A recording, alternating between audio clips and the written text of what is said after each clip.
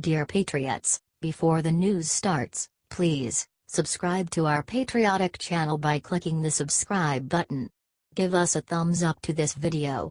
Don't forget to leave your opinion below in the comments section. Share the news on Facebook and Twitter so you friends see it. Thank you.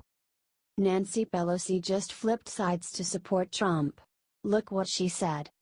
Something weird is happening in Washington, D.C. Earlier this week, Donald Trump agreed with Chuck Schumer's plan to attach a debt ceiling increase to a Hurricane Harbey relief bill. Now Trump is getting compliments from Nancy Pelosi. Yes, the same Nancy Pelosi who just last month said that Trump really believes in the abhorrent evil of white supremacy is suddenly singing his praises. The abrupt about-face comes as a result of Trump's decision to end DACA, another issue Democrats have used to attack the president. And while the House Minority Leader has criticized Trump's decision, she also issued this statement in support of his latest tweet. Weird, right? But don't get too excited. Pelosi isn't boarding the Trump train anytime soon. As of this writing, this is still the tweet pinned to the top of her page. Now that's the Nancy Pelosi we all know and loathe, a liberal name-calling propaganda machine. She's just trying to woo the president into supporting her party's liberal immigration agenda.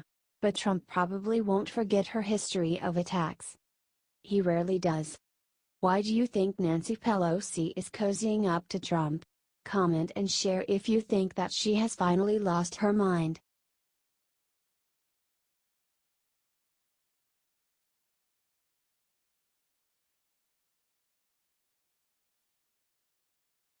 First Lady Showdown. Melania was just insulted in the worst way ever. Y'all, I'm a little bit tired of our First Lady constantly getting picked on by the press. If it's not one thing, it's another, and this time Vanity Fair really took home the cake, reports Fox News.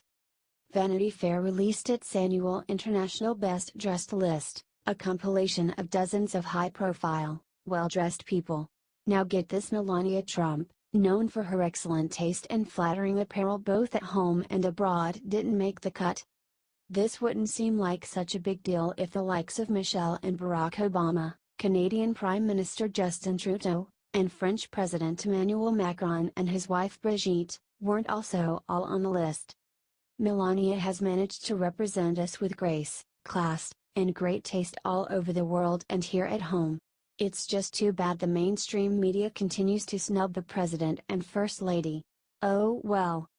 Check out some of Melania's awesome looks just from the inauguration. Do you think Melania is really the best dressed? Share it out so she can see it herself, patriots. HT Fox News.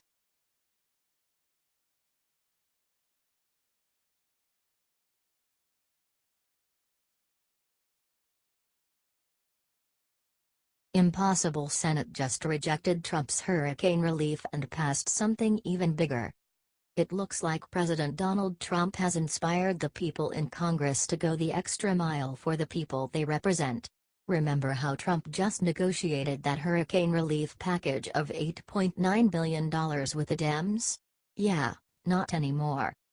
Don't get me wrong, the hurricane relief package with no political games attached that Trump got us was passed. However, the Senate changed the amount to $15 billion. The measure passed 80-17. Not only that, but Trump managed to get every Democrat and most Republicans to vote with him on it. This is an absolutely unprecedented display of bipartisanship, and it is all thanks to the leadership of President Trump. When the first hurricane relief bill was proposed, the Republicans wanted taxes attached and the Dems wanted DACA attached. Trump put his foot down and said, no way. He was not gonna let the American people, his people, suffer for some stupid political games. He took Pelosi and Schumer to his office, and within no time he had them all agreeing to put America first. What happened today is a lesson America needs to learn. We can work together to achieve great things if we put our country before ourselves. Help share this out and let the world see what winning looks like.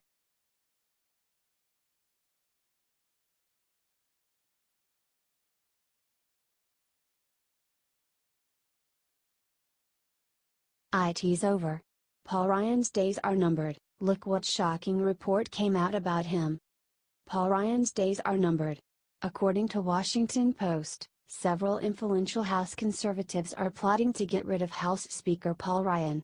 Newt Gingrich or Rick Santorum are being talked about as potential replacements for Ryan. The Constitution doesn't technically require the Speaker of the House to be an elected part of the body. The chances are slim, but the fact that there are even talks about it means that Ryan is on shaky ground. Here is a Ryan mad that Trump is forced to take a deal with the Democrats. Recently Paul Ryan said that he wanted the Dreamer amnesty to continue. Republican leaders have literally not passed anything, but they are fighting for the rights of illegal immigrants. The push is being led by Representative Mark Meadows, RNC, who is the chairman of the House Freedom Caucus. Steve Bannon is also pushing for Ryan to be removed along with Representative Jim Jordan, Republican Ohio, according to people close to the discussions. Breitbart reported recently that Paul Ryan is as unpopular as Nancy Pelosi. The NBC News poll reveals that Paul Ryan is now totally bombing. 63% of people see Paul Ryan unfavorably while 64% of people see Pelosi in a negative light. Share this if you think that it's time to kick all the Reno Republicans to the curb. Trump is working with Democrats because the Republicans in Congress can't get anything done.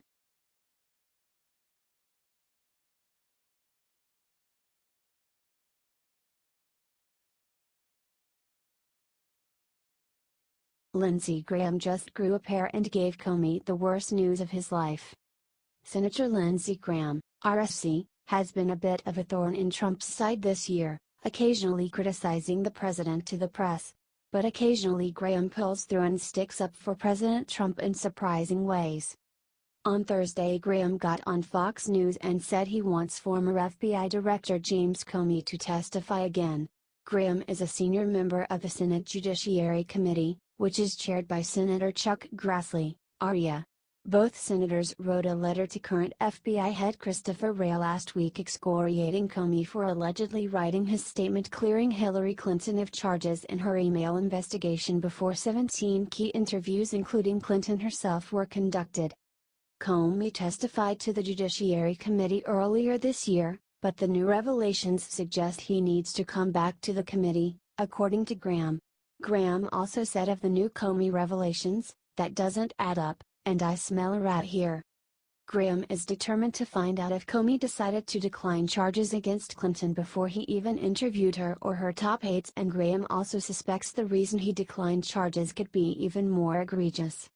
Real reason may have been some email between the DNC and the Justice Department about the scope of the Clinton investigation. Boom. Honestly, Graham has his issues, but he has power on the Judiciary Committee, and if he can get Comey to testify and explain these egregious accusations, that is fine by me. HT Washington Examiner.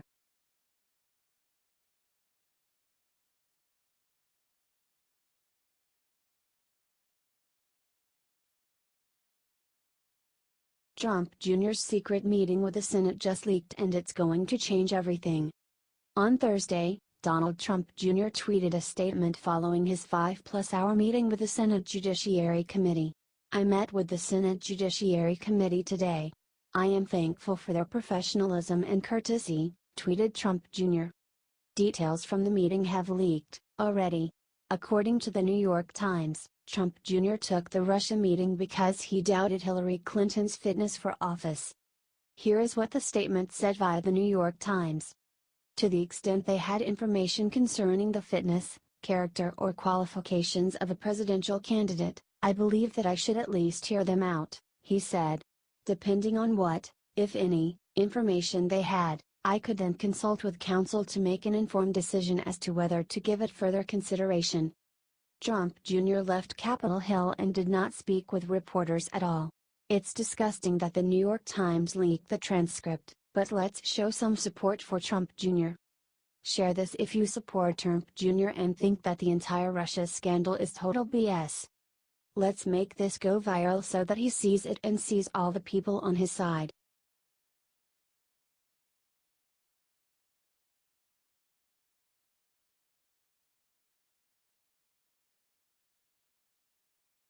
Pants on fire. Paul Ryan just told a huge lie about Trump's DACA plan.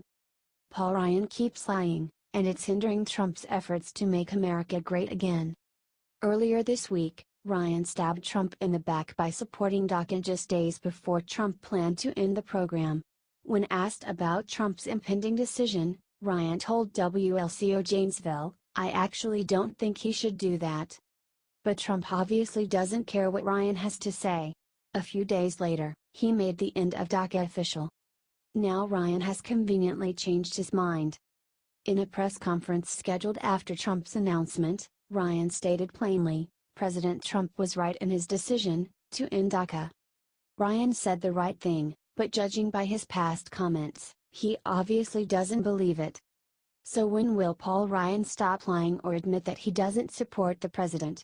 This is the man Trump must trust with his administration's agenda, and Ryan has proven himself to be completely unreliable in that regard.